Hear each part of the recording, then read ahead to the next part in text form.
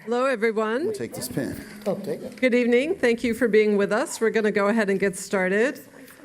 And I have to say, again, it is so great to hear a buzz in a room. Even though we're starting to gather with a little more frequency, I just marvel at it every single time. It's so nice to see faces and hear the buzz of chatter.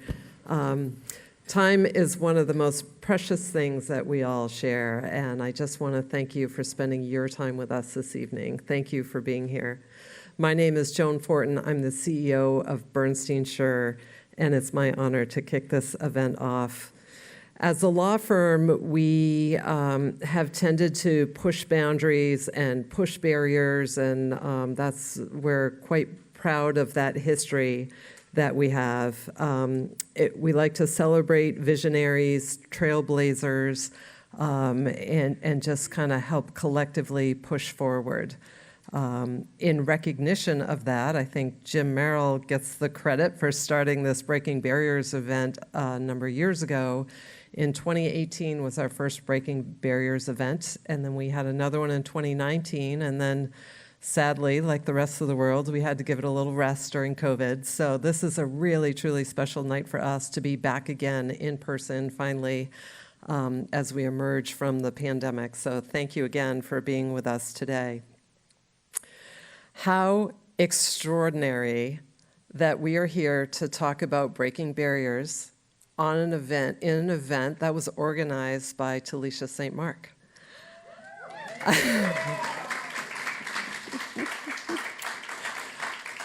I'm still just in awe and a buzz and a glow, and my feet haven't touched the ground, so I can't imagine when hers might touch the ground again.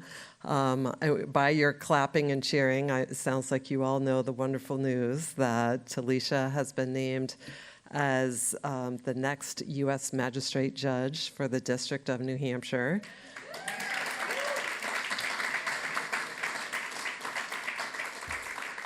And in so doing, she is a trailblazer all on her own. She will be the first Black sitting judge in the federal bench in New Hampshire, and maybe in New Hampshire, period. I'm not sure about this, yeah. So that is just such an amazing accomplishment. And as a mom, I have to add the fact that she's not just an amazing Black professional woman, she is a mom and has young children at home. And I think I'm a huge advocate for more voices at the table, more diversity, more perspectives. And Talisha is going to bring many perspectives that matter and will make our federal courts more inclusive for all. So look forward to having you there. I'm going to turn this over to Talisha in just a minute, but because I can't help but celebrate Talisha, I want to tell you a little bit more about her. Talisha grew up here in New Hampshire, and she graduated from Franklin Pierce University and then earned her law degree at Northeastern University's School of Law, which I love because that's where I graduated, so I'm doubly proud of her. Our Northeastern community is celebrating right along with the rest of the world. After law school, Talisha served as a law clerk to the New Hampshire Supreme Court, where she clerked for retired Justice Carol Ann Conboy, and prior to that, she clerked for the New Hampshire Superior Court. In 2012, Bernstein Shur was fortunate enough to hire Talisha, and I remember that well because in 2012, I was Bernstein Shur's Director of Attorney Recruiting, and I was fortunate enough to be the person to bring her in and give her a job offer. We were so excited to have her join the firm.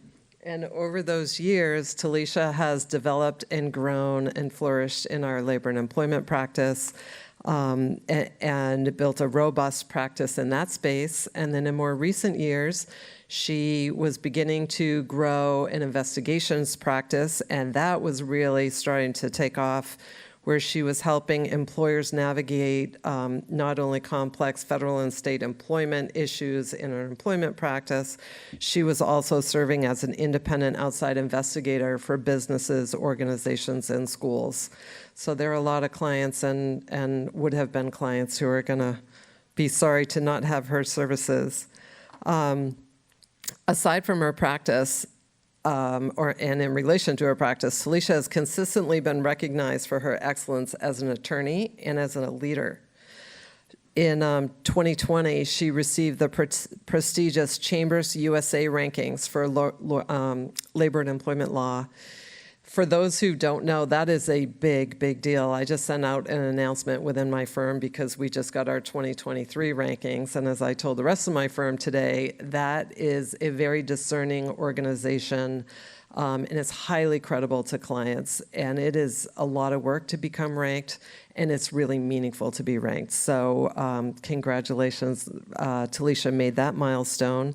She was also listed among New Hampshire's 200 most influential business leaders in 2021, and she was selected for New Hampshire Union Leaders 40 Under 40 in 2019.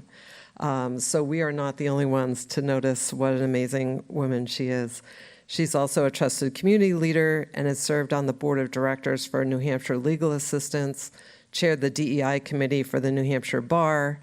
She's a dedicated community member and advocate for DEI in the legal industry and within New Hampshire. I could go on, but you're actually here to hear this panel, so I'm going to stop raving about our wonderful Talisha. Talisha, congratulations, and I'll turn it over to you.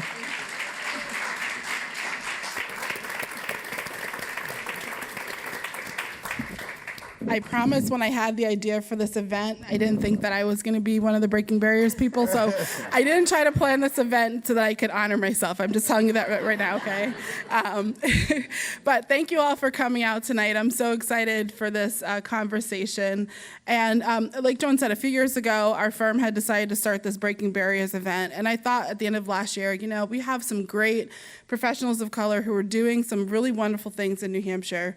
And oftentimes we like to marginalize New Hampshire and say, oh, well, it's one of the least diverse states, and act as if people are not doing things here in this community. We have although we're small, we have a very robust community of color who are doing some really fabulous and impactful things in New Hampshire. And so when I was kind of just sitting around at home, I was like, I'd love to feature some of those folks. I'd love to call in some of my friends and hope that they won't hate me if I ask them to be on a panel, and so I did. So tonight you're going to hear from 3 fabulous people in New Hampshire who are some change makers in our community, and this is an open discussion. So I'll have some questions and they'll start going, but if you all have questions, please, there'll be a mic going around. Don't hesitate to jump into the conversation. So let's go ahead and just get started, and let's start out by, if you all wouldn't mind, just giving a few minutes about who you are and why did I ask you to be on this panel? Dale? You first. Oh, okay. Good afternoon, good evening. My name is Anthony Poore. I'm the president and CEO of the New Hampshire Center for Justice and Equity. In June, I'll have made my 53rd trip around the sun. I've lived here over half of my life. I moved here when I was 27 at the invitation of a mentor of mine, which we can talk about a little bit later. Over the course of those years, I've been blessed to work across multiple sectors. And as you know, working in New Hampshire, that's important that as a word of the wise, you never burn a bridge, right? But over the course of those years, I was the assistant dean for the School of Community Economic Development. And after that long tenure there, I went to the Federal Reserve for a number of years, where I helped lead our research efforts here in our 3 northern tier states. Been the New Hampshire Humanities Executive Director, and ultimately was asked and tasked with the job and a blessing to think about what a new company, if you will, that might look like, that would focus on issues of social and economic justice. And with the support of mentors and funders, launched the New Hampshire Center for Justice and Equity on September 28th of 2022.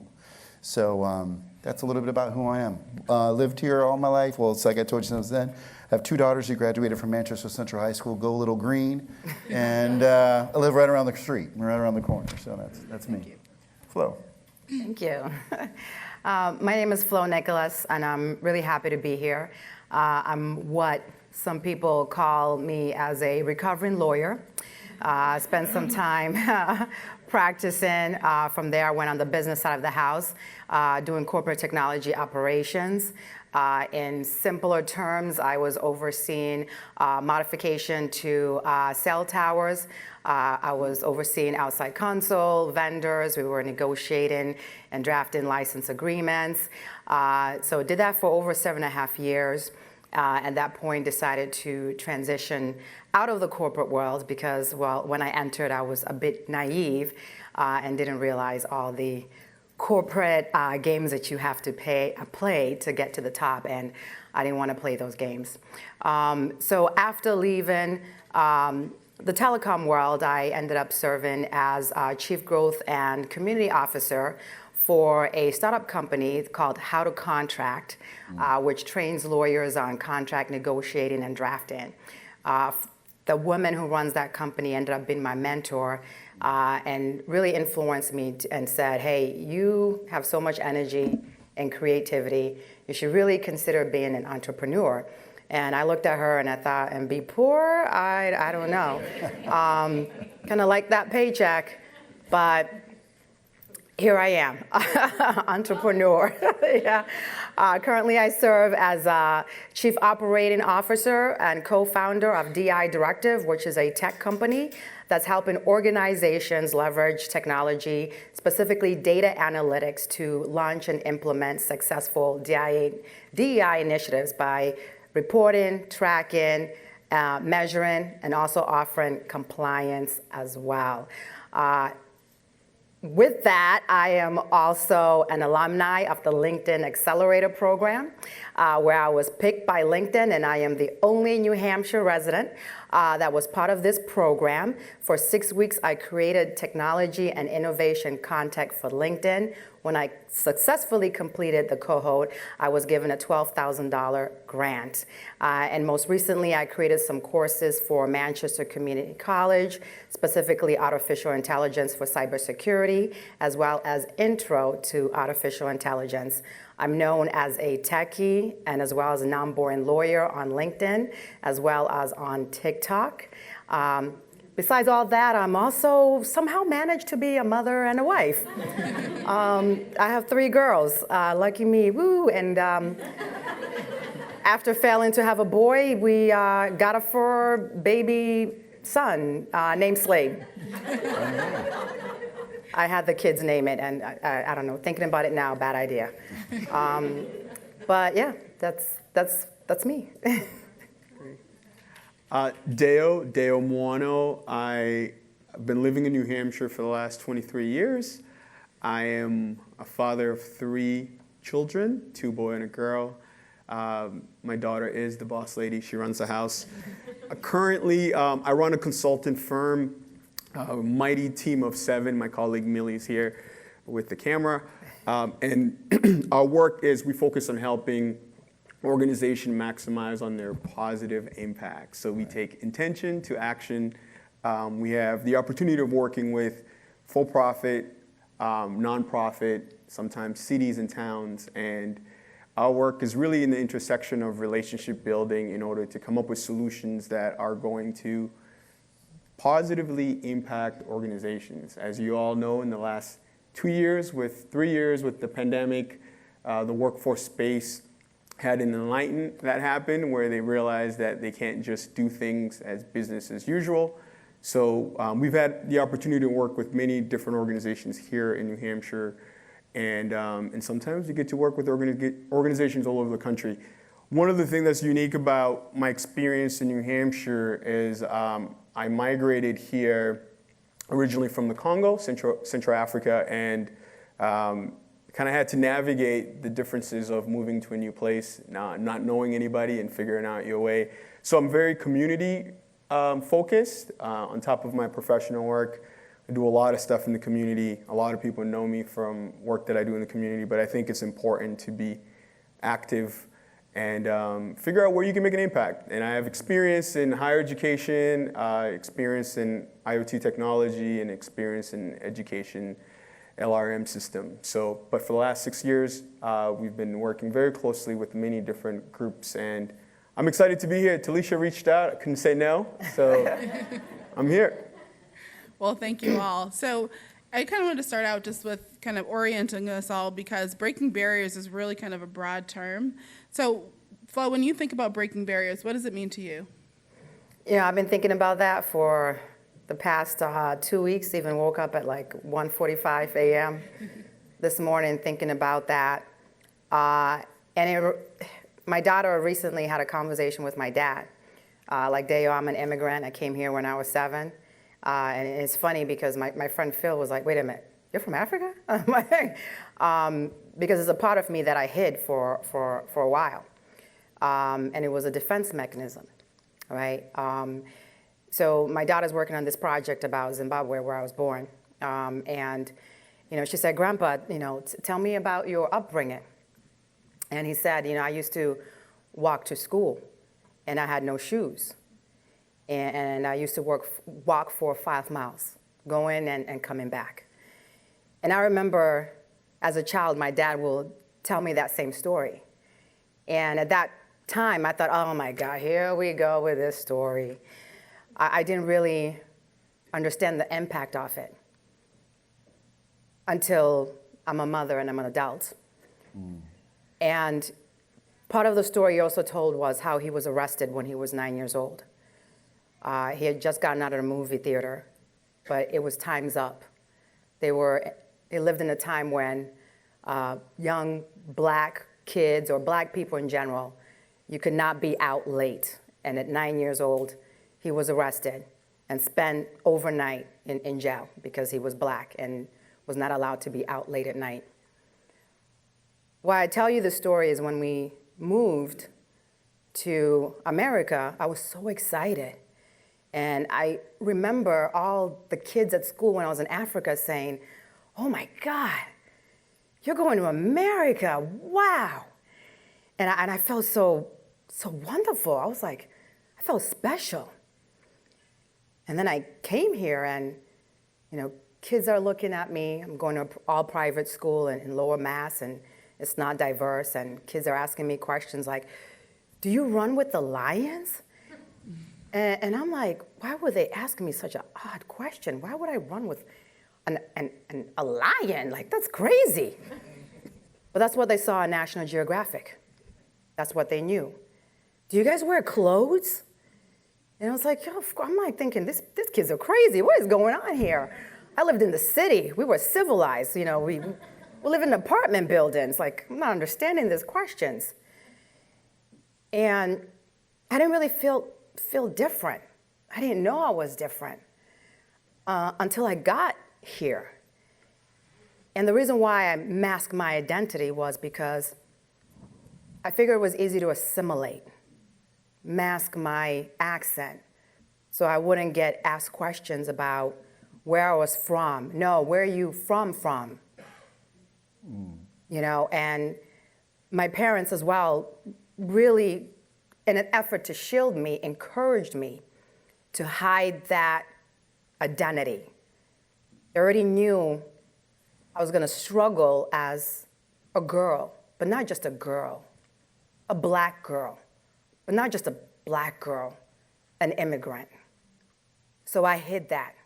I thought maybe if I can take one negative aspect of me, because I thought it was negative, if I could take one, okay, take off immigrant, become more Americanized, hide my accent, then that will kind of protect me. The kids used to call me Cujo. I had no idea what Cujo was. And I just laughed. They were laughing at me. I thought they were laughing with me, they were laughing at me. Until one day we're on break, and I'm watching TV, and Cujo comes on. Turns out it's a killer dog. And it broke me. And then the other story my father told me was that the principal at the school told him, you should just take your daughter out. She'll never amount to anything. You might as well save your money. And my father told my kids this story, and they were just shocked, like, Mom, why would they do that? But that fueled me. I took that. Graduated from that school with so many awards and honors. Moved on, went to another private high school, moved on, went to Holy Cross College, put myself through law school while I was working at Comcast in the call center. But I was still hiding, still assimilated, still had the mask on. COVID really woke me up. Everything that was going on, the civil unrest, it woke me up. I realized 7.5 years spent in corporate technology operations, working my ass off, and I was underpaid, undervalued. One day I was on a call with a coworker, and she's like, "We know you're the lowest paid person in the company in our department." And I'm like, "What?" They're like, "Yeah, you do a lot of work, but we kind of talk about how your title is lower than everybody else, but you do most work." I'm like, "You've got to be kidding me." And when I went to my boss, he said, "Yeah, I know. I really, I need to make more effort to get a new title, get you more money, but I'm scared of my manager." He was scared to speak up for me. I had the fortune where I transitioned to another team and had a female manager who did speak up for me, was able to get me a title change, get me a little bit more money. But even still then, I was still afraid to speak up. I didn't want to come off too angry, ghetto, not articulate. But here I am with a Juris Doctorate, working my ass off, being underpaid, just really just begging to be not treated differently. Sitting in rooms with coworkers talking about, "Oh, people with tattoos are in gangs." And I'm like, "I don't know what gang. Maybe the mummy gang. I'm a mother. I have a tattoo." But and just not speaking up. 2021, I woke up. I was like, okay. Mentally, I was drained. I was done. It was a burnout. Tired of just wearing this mask and hiding who I am. And I said, enough is enough. This time I spoke with a recruiter. "Hey, how much am I worth? Look at my resume. Look at what I'm making." "Oh my God, you could be at least making $225 or something, $250. I was making $100,000 less. And that was a crossroads for me. That was when I knew I had to wake up. I had to speak up for myself. I gave them an opportunity. This is what I'm looking for. And even then, I was questioned. But at this point, I had enough. My mental health mattered to me. I was just flatlining. I was not working to my full potential. That's when I woke up and I left, after they paid the bonus, of course. Made sure I was very strategic about that, because I knew I was going to be poor for a little bit. But I went to my husband. I said, like, "This is how I'm feeling." He's like, "Your mental health, your well-being, it matters. I can't be sitting here telling my kids how to be confident, speak up, don't let anybody treat you less than." And here I was with my mask on, faking it, being treated less than. So I took that mask off.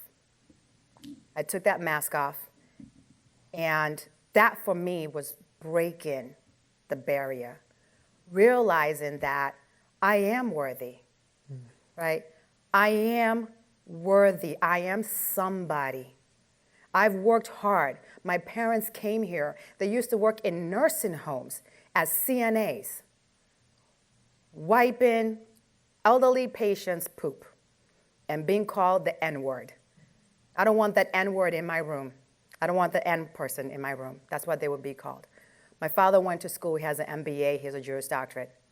My mother went to school. She's an RN, and she has a marketing degree.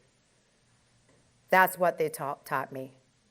And somehow along the line, I lost who I was. And now I'm awake. And I've talked to women around the world. At first, I thought it was me. I can't tell you how many stories I've heard. It ends up being a me too. "Oh my God, you went through that? Me too." I woke up. I took my mask off. I'm Flo Nicholas. I came here when I was 7. I'm an immigrant. I've worked hard. I've put in everything. I don't mean to cry.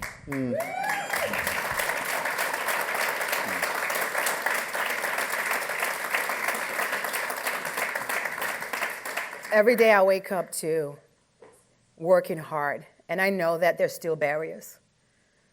The biggest barrier was me knowing my worth. But now, as somebody who's been in the legal industry and the tech industry, I see the barriers and the challenges that women have to face, the challenges that minorities have to face. And what I've done is I've taken my experience and I'm using it as fuel. I'm fired up, I'm angry, and I want to help everybody that I can. I don't get paid half the time, but I mentor women, and I mentor young women who are like, hey, I've been there. And I'm like, I know, I've been there too. And I mentor them. I take the time to look at their resumes and help them. I go to tech events so that, and I was just talking with Deo and Anthony saying, I'm going to these tech events and I'm usually the only one. And that's why I'm an advocate. I've turned into advocacy to help other people so they can take their mask on and see that they're worth, encourage, inspire, and motivate them to know they are worthy. I just want to be treated like a woman, just a woman who's highly intelligent, who is capable. I just want to be treated just like that, not Flo, the woman who's black, who's immigrant, just Flo. And Flo, you raised an issue about mentoring, which we'll talk about. We'll talk about shortly, but before we get there, I'd love to hear, Anthony, what does breaking barriers mean to you? I'm actually going to take my lead from something Deo said as we were in our planning conversation. It means it's got, for me, multiple dimensions, and I'll focus just on two. I think, well, first of all, let me just say that I'm not 100% sure that I've broken barriers, right? In the sense that, you know, I'm just an average person trying to do the best that they can, right? Take care of their family, pay their mortgage, and do right. I think on a personal level, it's my ability to leverage my individual talents, relationships, and resources to meet and exceed my personal expectations of self, right? When I think about that question.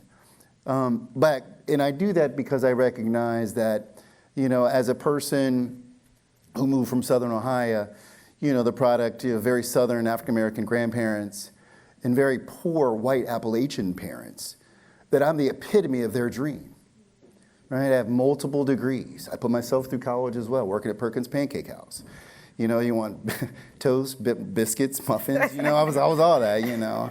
To go with your granny's country omelet, I said that for years. That put me through college. So I recognize, first of all, that I'm the epitome of every dream that they've had. I am their dream. But then I think about that from the context of community, and this is what Deo brought up, which I think is particularly important. You know, what I hope is that we as a community, and something that you said, and I want to push back a little bit about that. You know, we think about our state's population, we have a little shy of 1.4 million people in the state, right? So it's not a lot of folks. And persons of our BIPOC community, in terms of people of African descent and those that speak or Spanish speakers, represent about 15%. All right. Now, when you think about that, it doesn't sound like a big number, does it? But when you do the math and you look at absolute figures, you're talking about 210,000 people. It's almost 250,000 people in the state of 1.4 million people who represent our lived experience. So when I think about, you know, breaking barriers, I think about that from the lens of community. And so if you think of it through the lens of the social determinants of health and those types of things, academic outcomes, pocketbook size, ability to own a home, those kinds of things, as a community, we're not there yet. You know, if you look at our home ownership rates, we're about 44% people of African descent in the state, 72 for people who are of European descent, right? Just as an example to cite a particular figure. So I think from the community perspective, barriers have not necessarily been broken, but because it requires equitable access to opportunity. It's also a recognition that all outcomes aren't going to be the same, but at least having equitable access to opportunity matters. And so, you know, I think about it from those two perspectives, but it was really informed by the conversation we all had together, really as part of the planning meeting. Deo. Yeah, I think just when I was reflecting on this, I looked at it in two ways, right? Breaking barriers personally in your own journey, but then also breaking barriers in the context of the community that you're in, the ecosystem that you're in. From personal, you know, I was taking some notes here. I wanted to kind of just ground this a little bit, and it resonated with me. being able to pass or exceed significant level or amount of limitation, expectation based on your resources or identity, access, privilege, or even from the external side, how you're even considered. And in my personal life, those categories have played such a big influence. And I would say the person that I saw demonstrate that over and over again was actually my mother. Mm-hmm. And so that was a proof of concept to me to see a lady very similar to kind of Flo's story. Grew up in the Congo, middle-class family. I didn't see a lion or an elephant until I came to a zoo in America. So just some context there. But my father ended up getting assassinated in '97, and everything changed for us. My mom was given an ultimatum to either give up the children, restart your life, or take the children and good luck, and she chose the other, to keep us. So, but during that journey, her self-worth was so critical in the influence that allowed us to get out of the situation when she had nothing, right? So when we think about barriers, a lot of times external stuff might feel like it's the biggest mountain that we have to climb. And here you had a single lady, 4 children, and her self-worth was actually, that was what ignited the possibility for her to believe that there was a chance. So I saw that play out, and then we ended up in the States, miracle. And then what I saw her instill in us, she said, I don't have much to give you guys except the opportunity that this country has to offer. School. Different people that came alongside us. Mm-hmm. But then more importantly, I think the thing that makes the biggest impact for me personally is around identity. Middle school, I wanted to braid my hair, big into hip hop at the time, the way I dressed. A lot of immigrant friends that we made would come alongside her and say, Bernadette, what are you doing? Dale is your oldest son.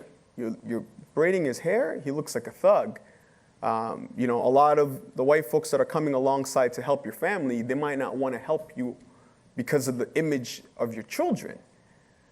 And I remember times and time again where my mom confronted the people that were saying this stuff. She said, I just survived the Civil War. I made it out of a refugee camp after 2 years, and you're going to tell me that my kids have to dress differently and look differently.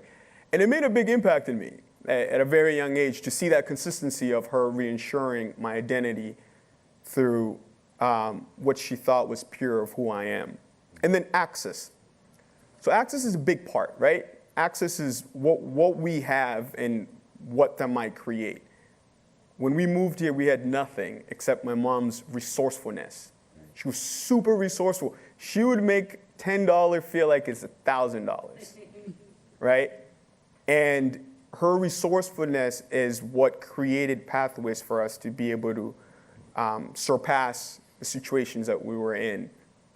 So I just wanted to highlight that because I feel like from breaking barriers, early on, those were proof of concept for me that allowed me to believe that I can achieve whatever that was possible beyond my race, my ethnicity, my financial background, relationships that I had.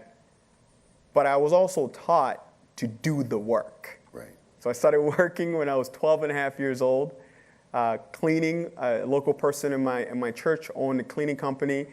So he would, hey, come and help out. Worked for a cleaning company for almost 6 years. So the doing the work piece was a big part of being able to create opportunity for that accessibility. And I think now, much later, where I am today, part of having those proof of concept where you've done the work and seen the result of that, it's just part of the blueprint.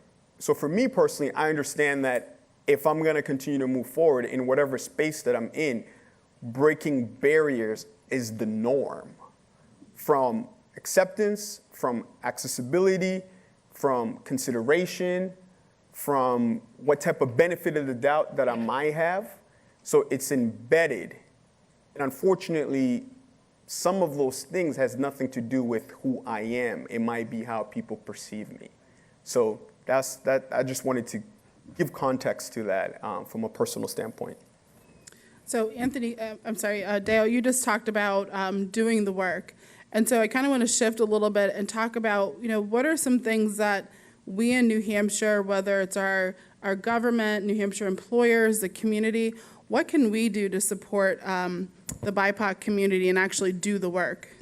Anthony, why don't you start?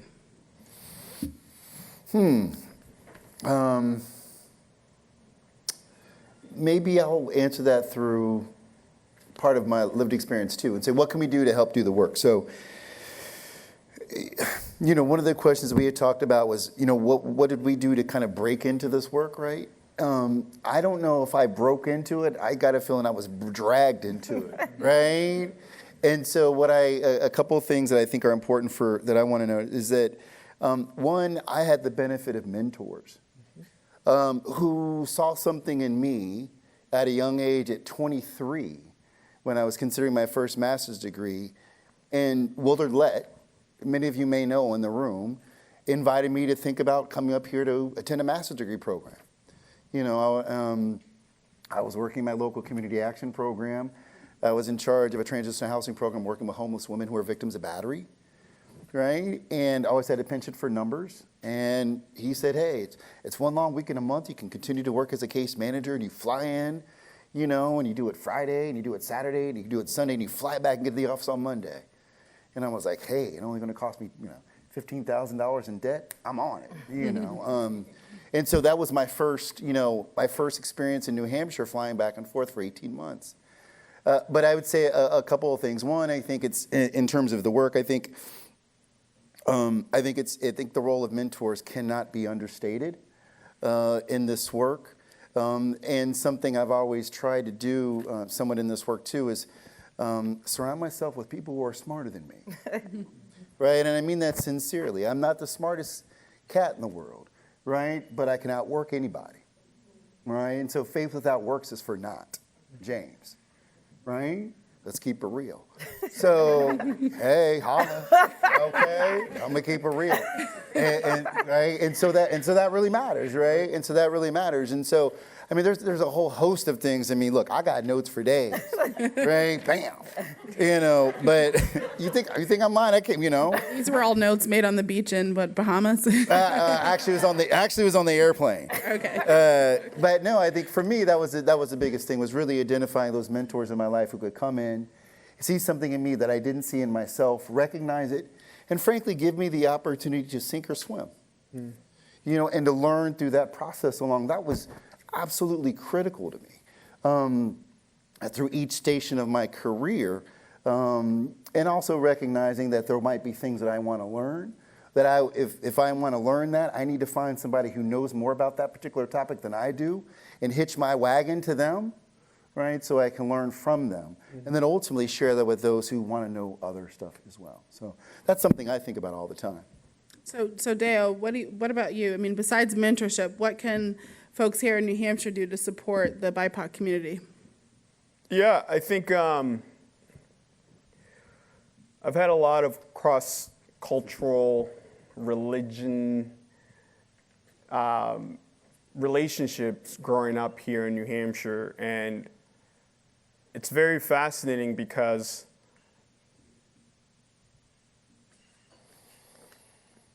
the folks that came alongside my family early on, with the great intention that they had to support this family that came here from the Congo and his mother with 4 children, they all had different motives that drove them to want to help us.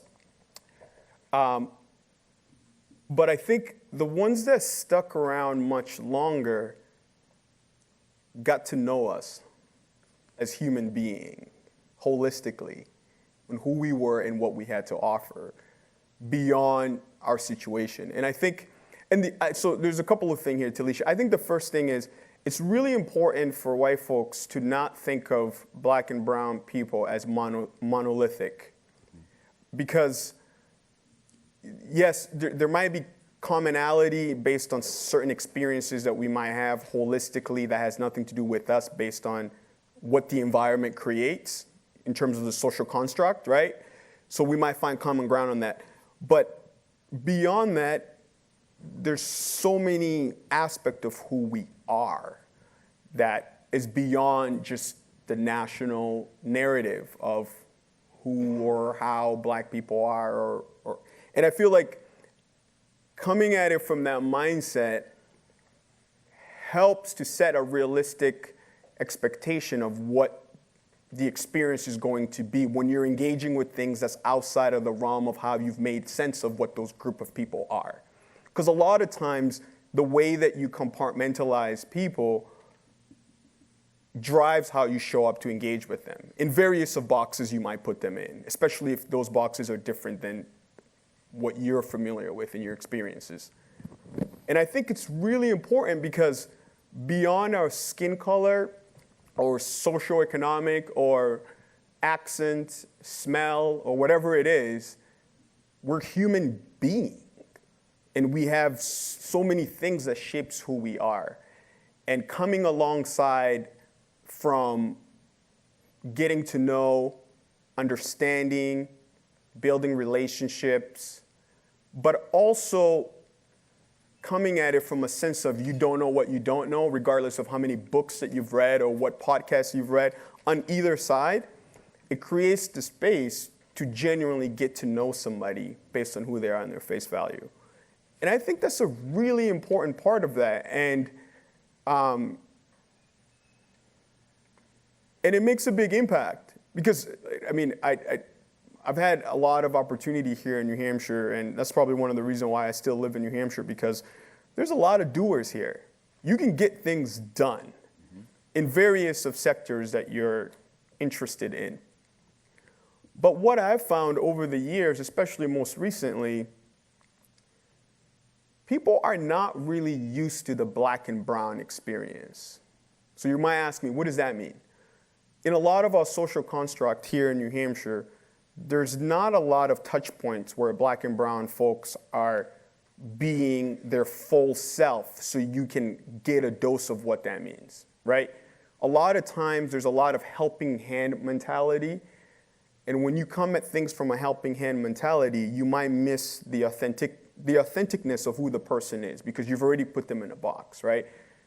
And I think that's an important part. It's an important part of that experience. And I think if we can come at it from that angle, then you're able to meet people at their face value of who they are. And then there's other factors that contribute to it, right? I think from a socioeconomic stand, there's a lot of barriers. We work with a lot of underrepresented groups, and the social economic piece is such a deterring thing that influences how people choose to show up and engage with other people. And I think even here in New Hampshire, we got to move beyond that, right? Like not every black person or whatever person that you meet, if they fall under the categories of how you depict them, will drive how you show up, even if you have well intent, right? But if you already put them in a box, then it's going to influence how you show up to engage with them. So I really think that there's an opportunity here, but we can't bypass the social construct, though, because the social construct is still a factor, right? Like, regardless of what degree I have, what possessions I have, there's certain experiences that I've had over and over again that indicates what my experience might be in an environment, regardless of what I have, right? So, and I think that's really important to understand how those perspective also influences the environment. Like, for instance, I had a multifamily where we would list it, and every time we listed it, my name was there. I'll be texting with the potential people that are going to come and look at my place. But every time they showed up in my property, they would always ask to reinsure if I was Deo. But I just introduced myself that I am Deo that you've been texting with. So you're asking me again, are you the owner?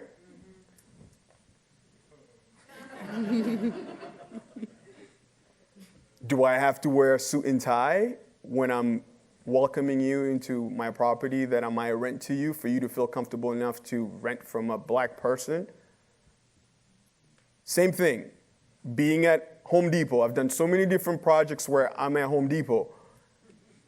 But the assumption is already there of who they think I am, right? Either a contractor or, and the engagement is very, very different. So that's the social construct. I think it's really important to understand what is the social contract indicates and how it informs how we show up across different cultures, ethnicity, and race. You don't bypass it, because the reality is that also influences a lot of the ways that you might see things. Believe it or not, it does. I'm not trying to put someone in a bad spot. But then I think the other opportunity is then, what do you have ownership of in how you engage and what you do? And that's where the rubber hits the road. And I think that's where the opportunity lies. I think the transformation happens individually first.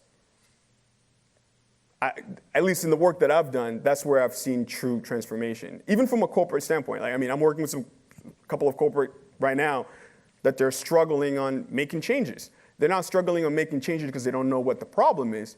They're struggling on making changes because they don't want to make the change. So that's my answer.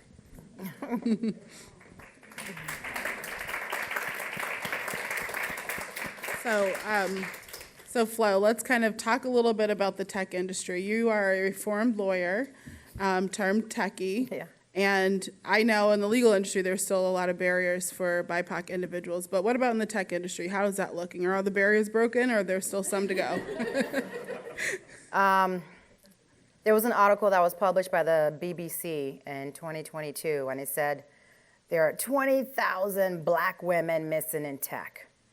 And that was in the UK. And it dug into, well, wow, 20,000, that's a lot. Where are they? How are they missing? And what happens is the interview process. You quickly get eliminated, or you quickly get exhausted, ghosted. Just no feedback, nothing. You don't get hired. Your resume doesn't even get pulled. And a lot of women that were interviewed said, why put so much effort into trying to get into an industry or companies that don't want us, right? There's a lot of lip service that is going on. I've seen it in the legal industry, and I'm seeing it in the tech industry. We have companies that are using DEI, and I'll add the A, as marketing initiatives, right? We're all aware about diversity and inclusion, and everybody belongs.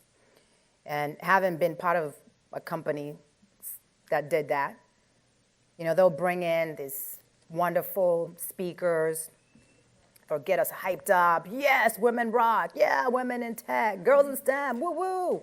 And then we'll be in the chat box like, girl, oh my God, high five. Oh yes. And then the speaker gets their $20,000 check. They go home. The next day you come in and you're like, damn, I'm still underpaid. And then they'll waive this, 1%, 2% pay increase, and meanwhile, inflation is like 20%. You're like, I don't know how I'm going to make this work. But there's so many challenges. Even just here, I'm focusing on my DI initiatives in New Hampshire, is going to New Hampshire Tech Alliance event. There's an event that I went that had over 100 tech executives and CEOs and all these people. And I think I spotted one other black person. And I'm like, damn. There's a lot of work to be done. And I think it starts by, don't bullshit, right? It's if you're not for DEIA, don't waste your time posting that. And the reason why I say this is that let people know where they're not welcome, because then you're not hiring someone and doing all these, minority internship programs, and you're bringing people in for apprenticeship programs, and they're in an environment where people are like, I don't even know why you're here, or they're not getting the support, or they're asking a question and the engineer says, well, you really need to go do your research. Well, but I thought I was here so you can teach me, so I can learn, so I can improve, so I can get better. So when you're entering environments where they make it very clear that you don't belong, you then start questioning, is this the industry that I should waste my time and energy investing my expertise in? In 2021, after I left T-Mobile, I interviewed, oh my God, Amazon, Microsoft, you name it, getting the interviews. I got over 100 rejections. But that's nothing. I know people who've gotten 300 rejections. One interview I went all the way up and spoke with the VP of the legal department. And prior to speaking with the VP of the legal department, the hiring manager said, hey, do you have experience with, what is it called? Not copyright issues, but competition and antitrust. And I was like, well, in the role that I was in, we didn't really have to deal with that, but I'm a lawyer, I know the basics, and what we don't know as lawyers, we research, right? That's what we're taught how to do, it's how to research. Now there's ChatGPT, that, you can just have it write the contract for you. And it's like, okay, cool, no, that's good, because we want someone who can come in the organization and learn. We got like 3 different teams, we want you to come in, and everything went great, met with the teams, it was, felt really good, like, oh my God, I got this. And then I spoke with the VP of the legal department. I'm like, oh, they're not gonna waste their time sending me to go speak with the VP if they're not gonna hire me. Mm-hmm. Boy, was I wrong. I didn't get the job. I'm like, why did I even speak with the VP? Like, who does that? Why waste? And then when I said, hey, I really wanna learn, I wanna grow and develop, can you please provide me with some feedback so I can know what to work on? Oh, you didn't have the competition and antitrust experience. And I said, but we spoke about that during the interview, and you guys told me that, that's fine. You want someone who can come in on the job and learn. But then I realized they have what they call the mercy interviews. Want to just check off the box. We interviewed a woman, we interviewed a gay person, we interviewed a black person, they check off the box with 0 intentions of hiring you. The barriers are still there, but I will say this on a positive note, is there are some companies that are invested, and they're not just doing lip service, they're creating programs where they are focused on attracting and retaining talent. But the problem is the roles in those companies are limited, and the amount of minorities and women that are trying to get in, they're more than the roles that are available. That's why one of the things that I do now as a tech advocate is really, even as a chief operating officer or DEI directive, we're really trying to help companies understand truly the importance of diversity. I just read an article yesterday that says that probably in 2044, you're not gonna see one race be the majority. We're all gonna be the minority, which means what? We're gonna be diverse, right? We're gonna be diverse. And how can companies competitively compete with talent if they don't catch up to the fact that the world is changing? It will change with you, or it will change without you. And companies that are serious about investing in diversity will be the ones that will reap the benefits. The hurdles are there. As a tech entrepreneur, me and my co-founder now have to jump the hurdles of being tech entrepreneurs. And women in tech and their entrepreneurs, the percentage of funding has decreased. In 2021, it was like 2.4 or 8%. Now it's less than 2%. So I went from juggling the hurdles of being a woman and a black attorney in legal to being a woman in tech, a woman and a black woman in tech. Now the next barrier that I have to jump over is being a woman entrepreneur who's in tech, who also, by the way, happens to be a lawyer. So it's like being in the Olympics, but it's a never-ending race of hurdles. You jump one, and then there's another one right there waiting for you, right? You get to the top, and you're like, oh, yeah, oh, wait a minute, there's another hurdle. But I will say that from what I'm seeing, having mentors, like you said, is very critical. And that's why I take my time to mentor other people that are trying to get into tech. I'm the type of person, you contact me, I'm researching a program for you. I had a man reach out to me on LinkedIn. He's like, hey, I'm trying to get a job in cybersecurity. I've gotten all the certifications. You know, right now cybersecurity is hot, right? They're telling you, oh my God, there's 3-point-something million global openings. We need cybersecurity people, and there's over 700,000 roles open in the United States alone. So why is this man struggling to get a role and he has all the certifications that are required? But then I realized, oh my God, he's got an accent and he's black. And I did everything that I could to help him, connect him with recruiters that I had connections with. And finally, he got the role. But before he got the role that was paying 6 figures, it got him so bad because now he felt less than. He took a job that was paying $13 an hour. Had another woman in tech with 2 master's degrees. One of them was electrical engineering. She was ready to accept a customer service role because she was struggling to get a job. And I said, no, you are not doing that. You are, no. Keep fighting, keep at it, keep submitting, change your resume, do a couple of things on your LinkedIn. And 2 months later, she had multiple offers. But it's the work that you've got to put in that what happens is you end up with the 20,000 black women missing because you get tired, burnt out, and you give up. The barriers are still there. Can I follow up on a point that I think was important? You know, when we saw George Floyd, you know, his murder, there was what we consider like this great racial awakening in the country, right? It was, and what you saw was this huge uptick, for example, in hiring by our Fortune 500 companies who hired these DEI professionals, right?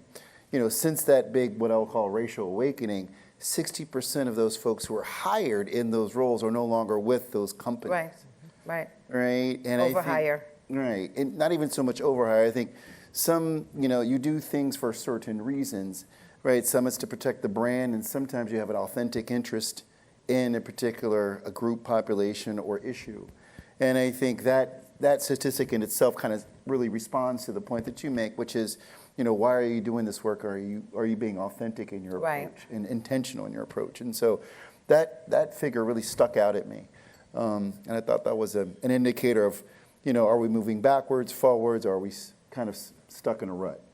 We're moving a little backwards because part of the tech layoffs, you're seeing the majority of the impact is on women and underrepresented tech professionals.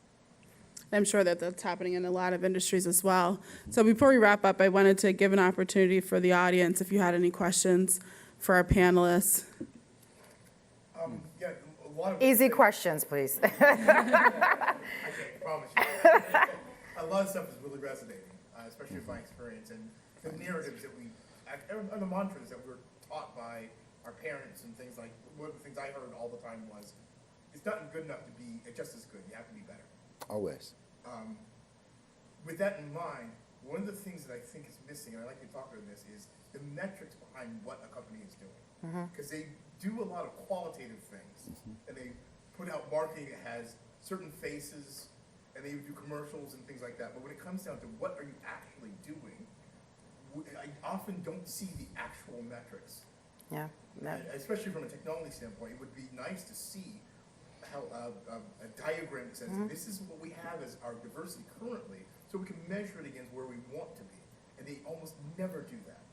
And I think quickly, that's what your tech company does. Yeah, right? that's essentially what DI directives is focused on, is those metrics. Because you can't hide behind the poster, right? But when it comes to the data, you can't hide from the data. And a great example of that is a new report that was done where Target scored an A+. And they scored an A+ because they're paying their employees equally across the board. And they were able to use data from those companies to create this scorecard. Other companies that scored well were like Home Depot, Lowe's, Visa. Other companies that didn't score so well are like Walmart, Google. Google is not too far-fetched because they just finished settling $18 million discrimination cases, right? So the metrics are critical. But what I know from speaking with HR representatives and also chief diversity officers is that some companies don't want the data because then they'll know and have to see that they're lagging behind because they don't want that. I read an article recently about golden handcuffs. I was like, golden handcuffs, what is this? Well, as Anthony mentioned, during COVID, there was over 100% increase in hiring chief diversity officers. It was like, and you get a chief diversity officer, and you get a chief it was, everybody had a chief diversity officer all of a sudden. Being a DEI consultant was the hot thing. It was a trend. And what the golden handcuff stands for is that they brought in people with really no intention of making any changes. So the chief diversity officers coming in, they're like, ooh, I'm about to work some magic. Everybody's gonna feel like they belong. But they don't give you the power to make the changes. So you're in a role where you're handcuffed to only being able to do that which they want you to do.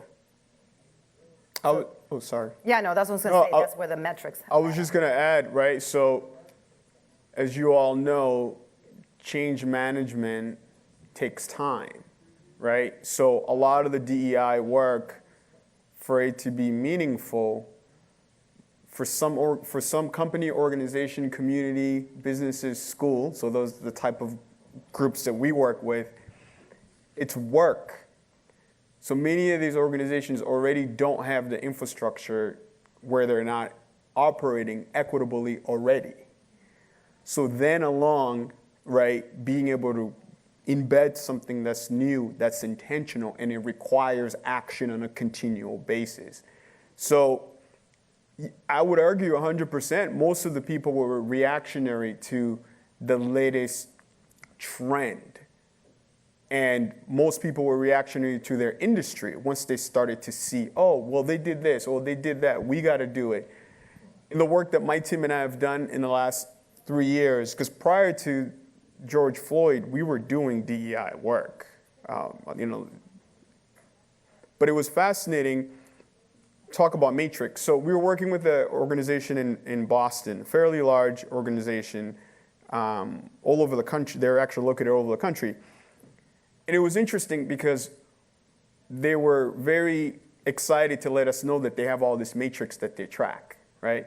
So they told me the demographic breakdown, and it's a super diverse when you look at demographic breakdown when it comes to ethnicity and racial a lot of the properties that they manage are in metropolitan areas. So naturally, some of that stuff is given, right? Like, who are you gonna?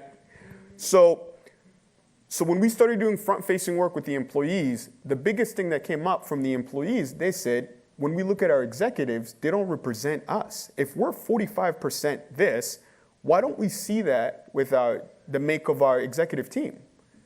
So we wanted the employees to feel that the initiative was theirs. So we did a lot of work to try to get the employees' voices.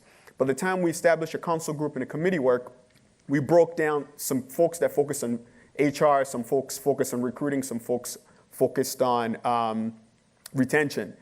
And the committee that focused on equity, they asked the question, let's look at who has been promoted within the last 12 months. Let's look at our data, right? That's pretty basic. If we have a pretty good HR system, let's just run the data.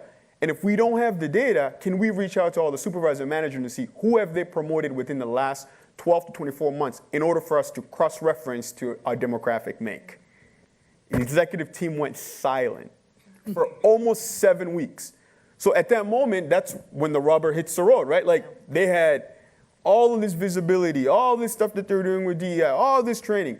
But here, there was an opportunity to actually represent, right? Like, let's look at your data. So the committee was sending the email out to the VP of HR saying, hey, can we get the data? Silent. And the VP of HR was also in our council group.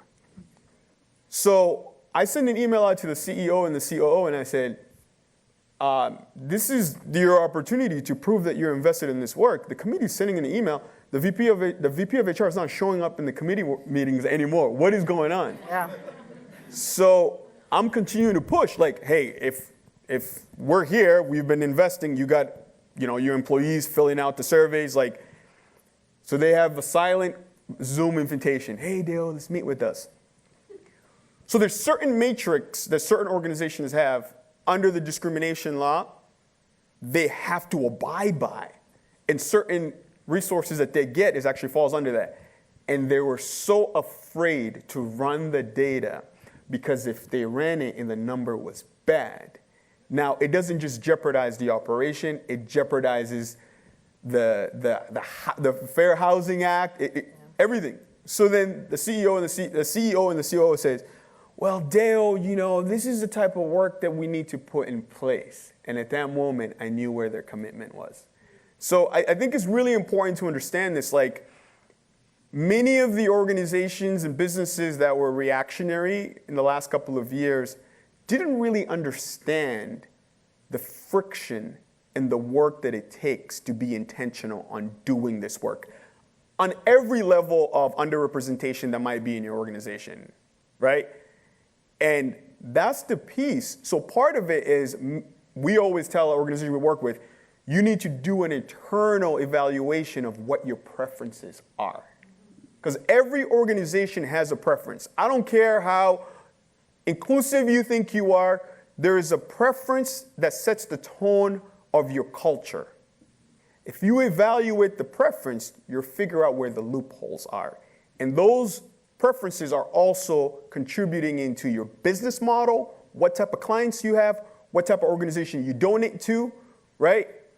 Until you do that assessment, you're never going to implement a DEI strategy that's going to be effective because you're never looking at the mirror back to you.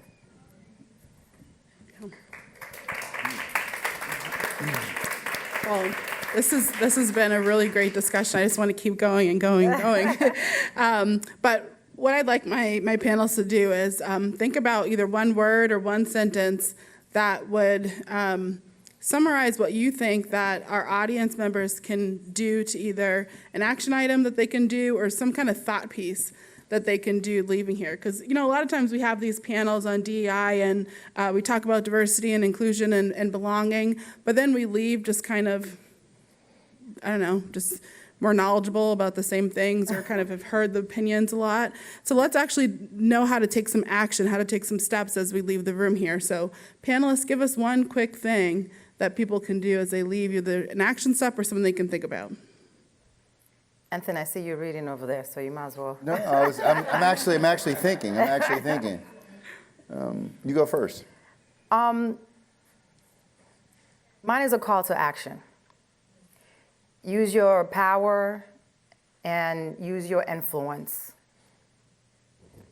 to make impactful change. One of the things we talked about was allyship and mentorship. Sometimes people like me can't get through that door, can't break the glass ceiling, because for me, the ceiling is also like cement. I got to climb up the mountain, the hill, get on the boat and row just to get to the glass ceiling. So I call on you to be gladiators, change makers, and not be afraid to show up and speak up and not care that we're going to lose clients. Ooh, we can't do this. Bad for business. Speak up. Dale. Anthony. Thanks.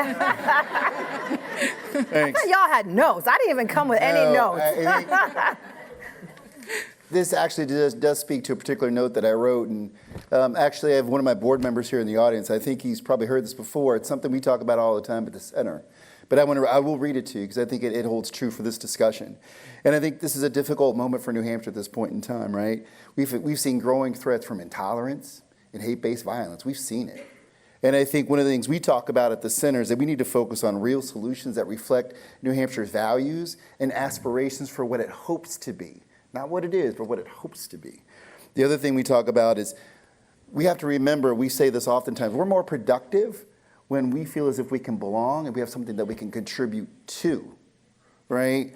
And the last thing, and we all experienced this, some of us did on last Monday, at a convening that we hosted talking about the culture of policing in New Hampshire, is that we need to hold ourselves accountable to having difficult conversations, right?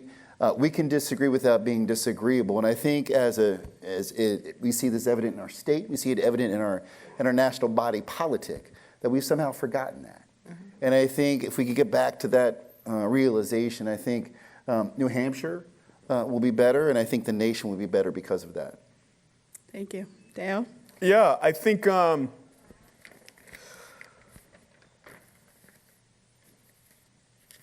it's important to acknowledge and recognize that differences exist. Mm-hmm. And regardless of how inclusive you think you are or how informed you think you are, differences exist. And I think part of it, where the opportunity lies is really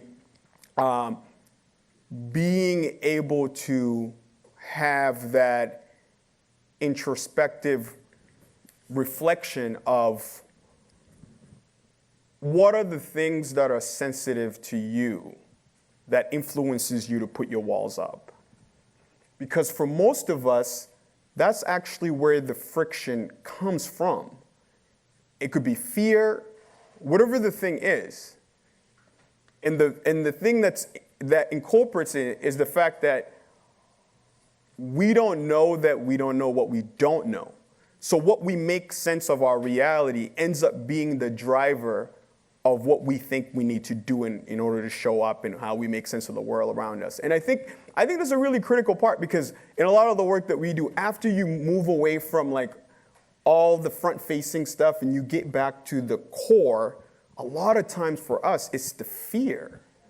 And I think it's important for people to be able to have those reflections for themselves to realize, what are the things that are actually contributing to how I see the world? And what are the things that contributes to the walls that I put up? Because if you can address those things, one, becoming aware of them, if you can address them, then there's an opportunity that influences how you show up. Because how you show up is the biggest factor.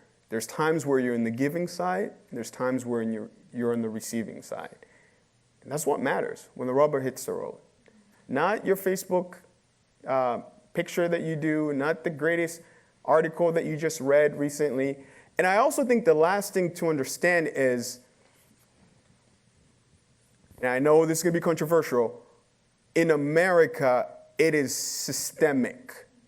The system in which we live today contributed to the reality of how we see each other. I just finished reading a book called J. Hoover's Religion. Hoover ruled for 46 years as the FBI director. And in the book, it talks about Hoover's influence. And I'm a Christian, by the way, so this is not to come against Christians. But in the book, it talks about the influence that Hoover had with the Christian church, from evangelical to Catholic church. This is the FBI director for 46 years. So can you imagine what it infiltrated in terms of how America as a whole looked at people like Martin Luther King? Can you imagine how those perspectives influenced different civil rights leaders throughout that time? So I think it's important to really to reflect on the individual, but also to reflect on the system, because it goes hand to hand. That's it on my end. Well, thank you, Anthony, Flo, and Deo. I think this has been a really great conversation, and I hope you all enjoyed it. And thank you all for joining us and for sharing your thoughts and your experiences. And thank you to Bernstein Shur for allowing us the space to have this conversation. Absolutely.